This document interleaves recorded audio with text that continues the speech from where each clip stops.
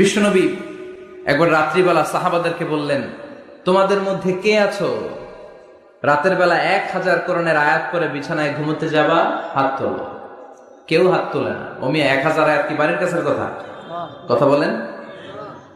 বিশ্বনবী বললেন, কে আছো তোমাদের মধ্যে রাত্রিবেলায় বিছানায় ঘুমোতে যাওয়ার আগে 1000 কোরআনে কারীমের আয়াত তেলাওয়াত করে ঘুমাতে যাবা? দাঁড়াও। কোন সাহাবী দাঁড়ায় না। বিশ্বনবী ডানে তাকায়, বায়ে তাকায়, সামনে তাকায়, কেউ হাত তোলে না। বিশ্বনবী বললেন, ও সাহাবারা, এবার বলো তোমাদের মধ্যে কে কে আছো সূরাতুত তাকাসুর পরে রাত্রে বিছানায় ঘুমোতে যেতে পারবা? এবার সব হাত উঠে গেছে। সুবহানাল্লাহ পড়েন।